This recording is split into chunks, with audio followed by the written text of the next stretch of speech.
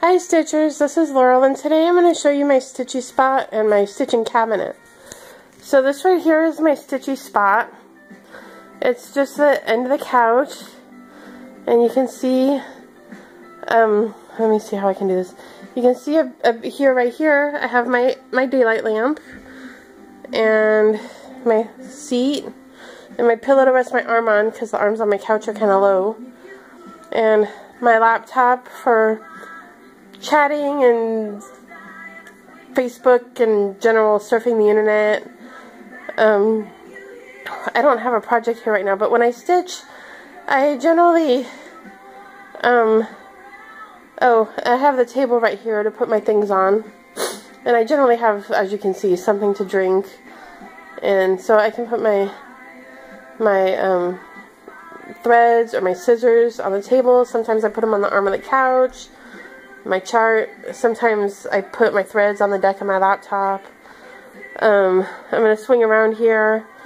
Often this middle couch, these middle two seats are full of my stitching stuff, my threads and my finished projects, and you can see some of them are piled there on the back of the couch.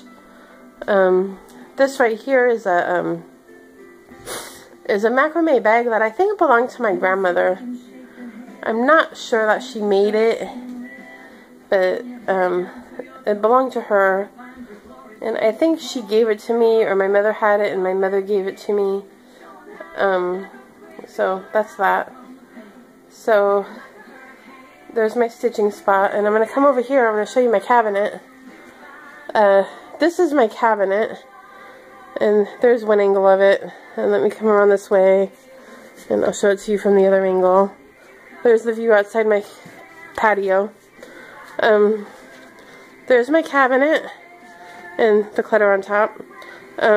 It cost me a little bit of money, a lot of money, but it was well worth it. It holds everything, and it's exactly what I'm looking for. It had the right amount of shelf space and drawer space, because, you know, you need both. Some things you want in drawers, some things you want on a shelf.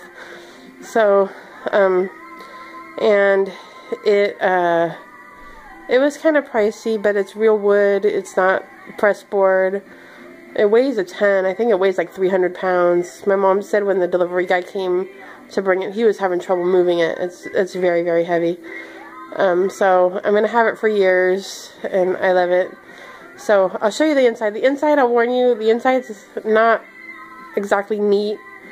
It's not a mess, but it's more messy than it is neat. But I'm going to show you the inside and how I have it organized.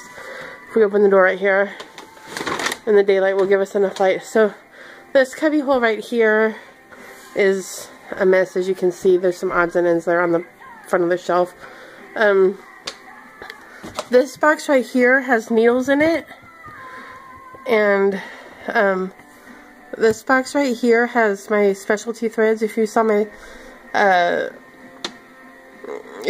my stitching tag thread about this, and about how I store my floss, or my stitching tag video about how I store my floss, and I said that I had all my metallics and beads and silks and all that in one box all together. This is it here. This bigger box on the bottom is where I store all my finished projects that haven't been framed. Over here is some boxes and pouches and stuff to store projects in, and some various projects. Here's that don't fit in the box. Here's a project that I finished in 2012.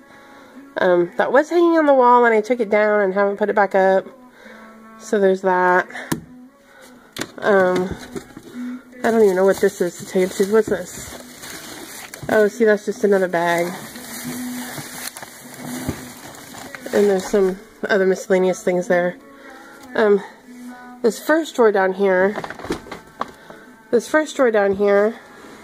has scissors in it and other assorted scissor accessories like pouches and fobs and thread heaven, and I guess that's not really related to scissors, but it's a small item, so it's in there so it doesn't get lost.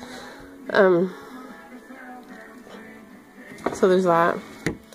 And then this next drawer down here has stitching accessories like mugs and that scissor basket from the Margaret Bendig project and other larger accessories and things. I think this pink bag right here is the threads for a project. And just, there's a little, you can see the Santa mug back there. And just other things like that. This, I think, has fabric in it. Oops, let me open this. This has my fabric in it, and it's just kind of piled in here. And it's got scraps and hand dyes and just all kinds of stuff. The bottom two drawers I'm not going to open, but one has crochet stuff in it, and one has sewing stuff in it. So there's that. This top shelf here is all of my whips. All of these are whips. This is a whip. I think this is my storyteller on top here. This here, this top box is, I think there might be a couple of whips in there, but they're mostly smaller projects and kits that I put them together so they don't get lost in the bigger projects. And they're easy to find, so when I'm looking for something small to put in my rotation, it's there. I can dig through this and find something to meet my needs for filling my rotation. Under here is my floss. I showed you this in my other video. That's just all my floss. It's all just kind of dumped in there together. And if I need something, I pull it out of there. This shelf down here, this is all my charts and books, and I think there's a couple kits in here somewhere. There's a kit right there that I stuck in there. So there's all my charts and books, and if you can see behind here, those are all my kits that I haven't started yet that are behind the charts. So that's all of that under there. And then up here, which I thought I would use more than I do, there's a rod up here, because this was intended to hold clothes.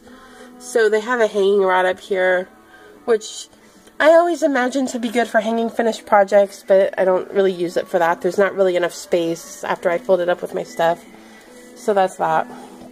And then down here on the bottom, there's two larger drawers. One of them has yarn and yarn-related things in it, and one of them has things like quilt batting and things that come in large, you know, other large items that need a larger drawer. So that's my stitching cabinet. So that's that, and I hope you enjoy. I'm going to do the wish list one here in a minute, so I will be right back. Hi, this is Laurel again. I'm back. I'm going to show you my wish list. This project that you see on my computer screen here is the other piece. If you saw my first video when I talked about I only framed a few pieces, this is one of the other ones I did. This is Anna's Hummingbird by the Crossed Wing Collection. And I did this and gave it to my best friend in 2008. And I understand that she has it hanging in her bedroom, and that she enjoys looking at it every morning. So that made me happy.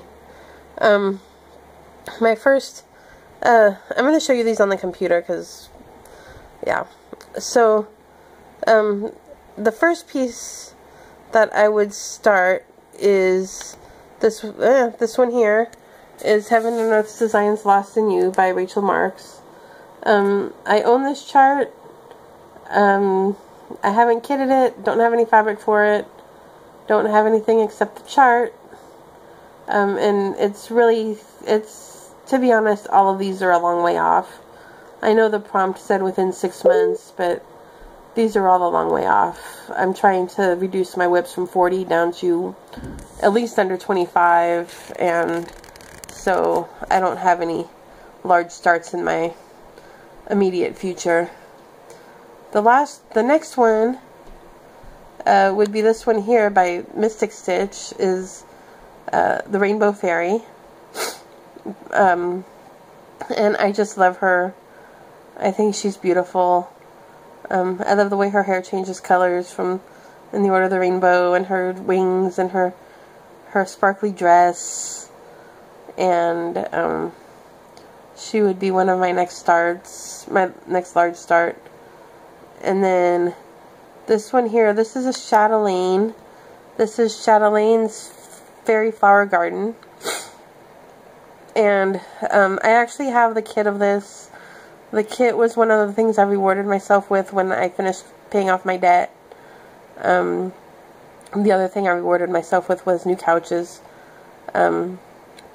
So there's that. It was expensive. It was $250 some odd. But I look forward to starting on that one. But again, it's going to have to wait until I reduce the rest of my wood pile significantly. And you saw how large that pile was in my cabinet. So that's my wish list. And that's all for now. I'll see you next time.